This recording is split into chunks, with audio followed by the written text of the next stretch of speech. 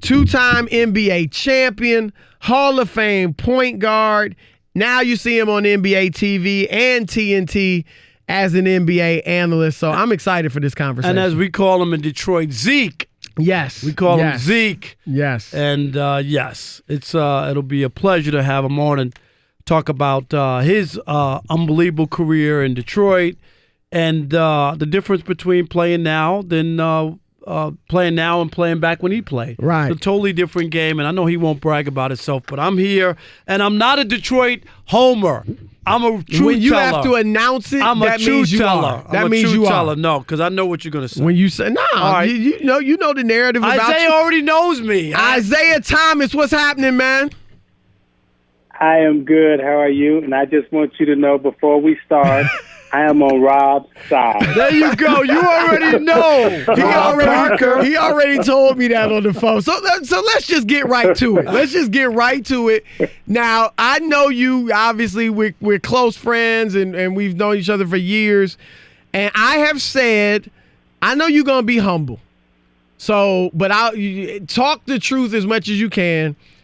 I have had you as the best, quote-unquote, under the rim or smaller player in NBA history for decades.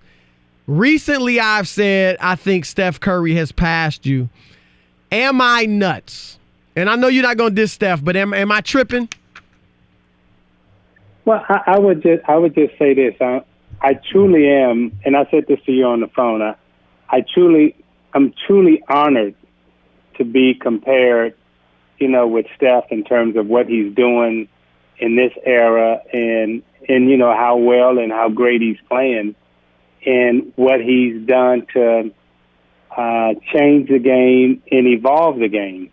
The only thing I've said to you, Chris, is that the same credit that you have given him, I would like the same credit too as a small man, because when I came into the league, and Rob can attest to this. No doubt. Chris, I don't know if you was watching basketball at this time. I was covering. I was at the game. Hey, Zeke, I was at the game in Portland.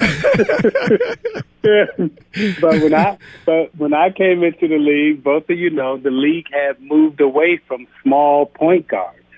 It was Magic at 6'9", Michael Ray Richardson, Reggie Theus, Paul Pressey, so forth and so on. It was all about the big guard. Yep. Yeah. And when I was drafted, it was actually controversial at that time because no one thought that you could win and play with a small guard. And what I've said to you, Chris, is that because of the success that I had at the position, it opened the door for more small guards to play the way I played the position. And Rob, you'll remember, it was very controversial for me to be able to score the basketball and also assist at the same time. They didn't think that a point guard was supposed to do that. You were rewarded more for assisting than you were scoring. Right. And after we won championships, there are more point guards in the league that play the way I played than there are who play the way others played at that point in time. No. And so there's been a couple of evolutions at the point guard position. And Chris, you have not given me my credit for the evolution of, allowing small guards to come back into the game and be able to score at the position. Because now it is mandatory that you be a scoring point guard and also be able to distribute. When I was playing, it wasn't that case. That wasn't the case. And Isaiah, along with that, amen to the choir right there, when you look at what you were able to accomplish, and it's a different league, but and I'm not, you don't have to toot your own horn, but really, you could have won 3 straight championships. You beat Bird, Magic, and Jordan all in their prime. You won without another top 50. There were no 4 deep, and I'm not saying that you didn't have a great supporting cast, but nobody else is on that top 50 list from that Detroit Pistons team. And had it not been for that phantom foul against the Lakers, you probably would have won 3 in a row. That's how good that team is, and you led it. So when I look at your resume, and if you played during this era, and you were able to shoot threes because that's a part of the game, and nobody could touch you, Isiah, defensively, right? Everything, if you put your hand on it, it's a foul. You can't tell me that you wouldn't be even better than you were during the time that you were great. Well, I think I still hold the finals 3-point percentage highest shooting record still in the finals. Now, they rounded off. It seems to be that whenever I get compared, I missed the round off number. Right. However, like how many you took, right? Like it goes to somebody else, that other percentage, right? Yeah. However, the criteria is it always rounds off at when Isiah's getting ready to get involved. Well, but you know what that is? There's a narrative sometimes because they'll say, even when they come up with stats, it'll be like these particular stats, and you go like, nobody's ever had 28, 6, and 5. You know what I mean? Like there's where like they come up with those? Yeah, numbers? where'd they come up with that in order to make that work for somebody? Yeah. So Rob, just so you know, I've called Chris a couple of times because I've just said to him that I'm not arguing with the numbers. Yes, 2 + 2 is 4. But the story that has been told with some of the numbers, it's just not accurate. And when you go back to, we won, we still say, Rob, we won 3 straight championships.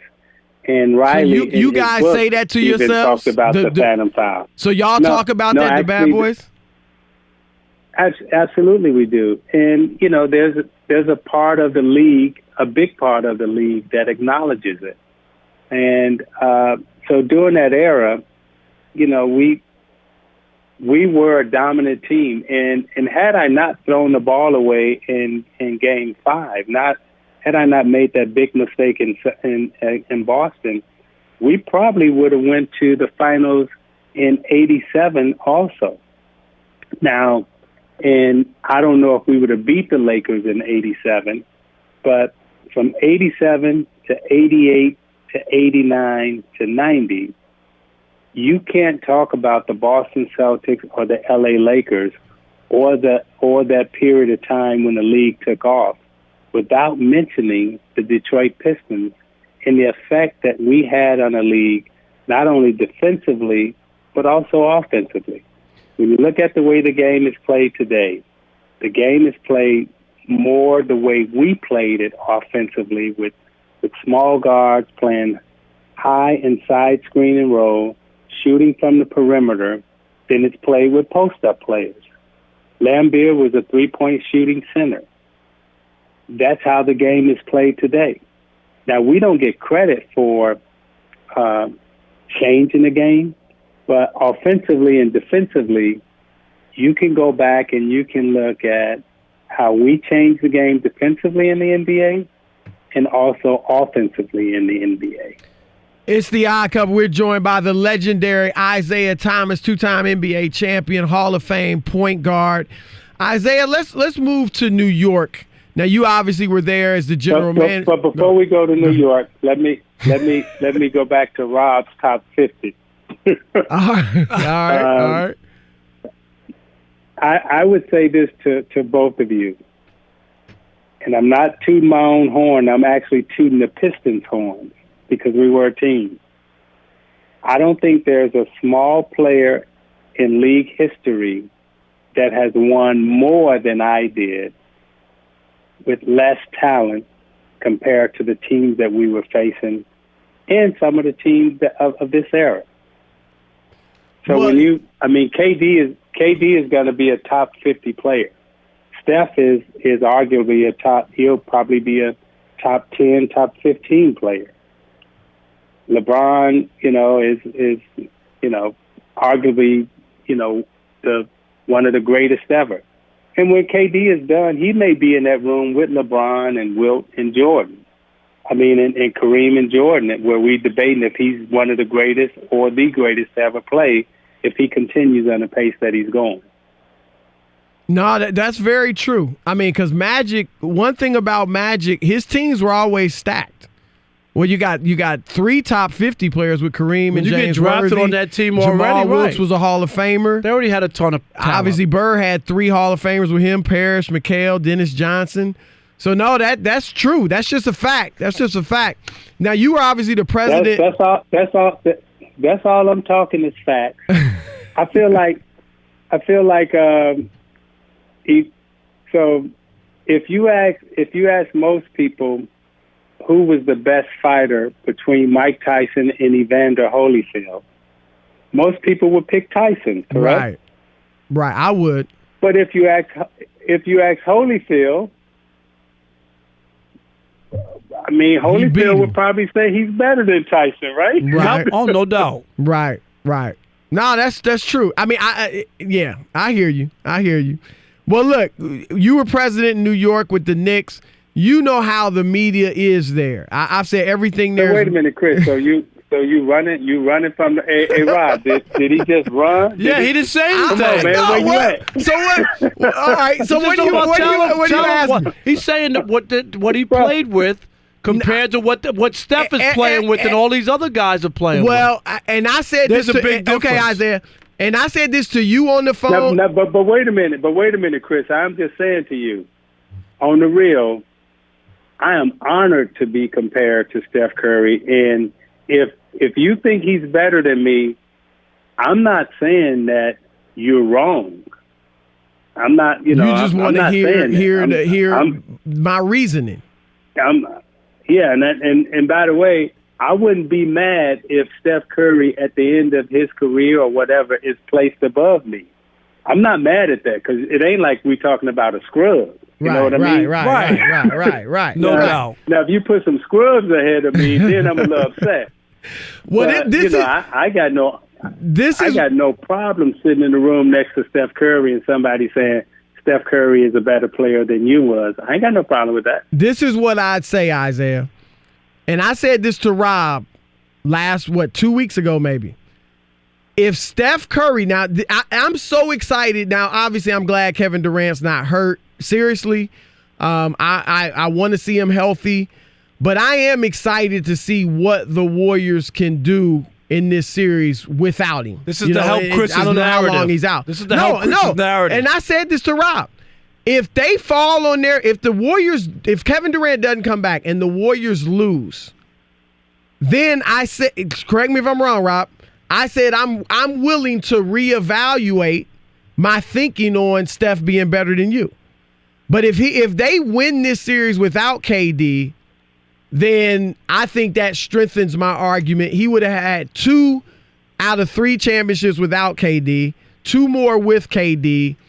Like you said, you changed the game. Obviously, he changed the game. I think he's the best shooter of all time. He's got handle. He can pass. He can finish at the rim. He's got mid-range. He's a smart and willing defender, although he's not a good defender. You are a better defender. I'm glad you just said that. Just say he's not a good defender because he's not. Because that team, the Bad Boys, were great defensively. So this is fluid because Steph is still playing. And so that's what I'm looking at. And obviously he's incredibly efficient, from the 2-point and the 3-point range. So that's my argument. But I'm it's fluid. It's fluid. And like you said, you beat great teams, obviously. I mean, we mentioned some legends. He's taken down his share of legends too. Kevin Durant, LeBron James, so on and so forth. Else? So all the great James Harden. Oh, he's great now. James Harden's not great. No, yeah, I'm he's just great. asking. I never said he wasn't great. You see what I'm dealing with, Chris, Isaiah? So this is what I'm gonna stick up for Steph here. And the reason why I'm going to stick up for him is because even if they don't win this series, and I don't know if they can win it without Kevin Durant, but even if they don't win it, what Steph Curry has done for the game and has done for all of little kids' imaginations, we got kids. I see boys and girls now pulling up from the hash mark. Right. Now, all 3 of us have played, and we never had the thought to pull up from the hash mark. We got people shooting it from half court. Steph Curry he's changed the game, just as I did in certain ways as a small guard, playing, going to the basket. You know, I hear people talking about, well, the best way to defend Steph is to be physical. Well, guess what? The best way to defend me, they said, was to be physical. Right. Now, they were a little bit more physical with me. A little more, a lot more. Are you kidding?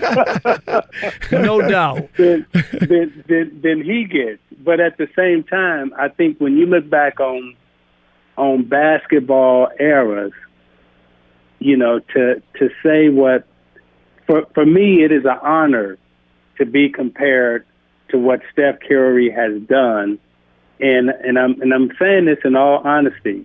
If he loses, Chris, you don't have to change your rankings for me. No, like I said, I told this to Rob. But wait, you don't have to change your rankings at all, because I'm just saying this. Hey man, when I watch Steph Curry play and I watch him get hot and shoot the basketball and do all this stuff, I get excited like a little fan, you know, and I love watching them play. So I just want to make it clear, I'm not in no way disappointed to be sitting in the room next to Steph Curry and y'all debating who's better, he or I.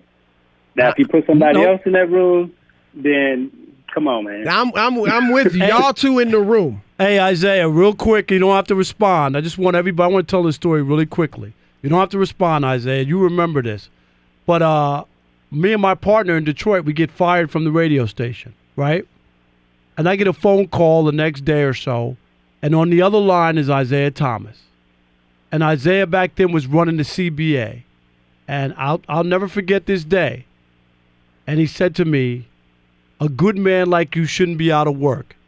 And if you want to come work with us at the CBA, you let me know. And I'll always appreciate that phone call, because at that time, you just don't know which way you're going. Right. You don't even know if you'll ever get back. Do you know what I mean? So, Isiah, that meant a lot to me. Even though I was destined to stay in the journalism field and business, I appreciate it. That's all I want to say to you. Thank you. Well, Isiah, we got to run. We got to run before. Yeah, I know you can't respond. We don't have time to respond too much. But look, I enjoyed the back and forth. Some great knowledge there, and we're going to talk in a few weeks. Yes, we will talk again. The Broussard power rankings are hinging on the next few weeks. I know that makes you feel good. Hey, Rob, I'll call Chris later tonight, about 2 hours. All right. All right, Zeke, we'll talk to you, man. All right, Isiah. Peace. I love y'all. Yeah, Thank you. You too. You too. Thanks, man.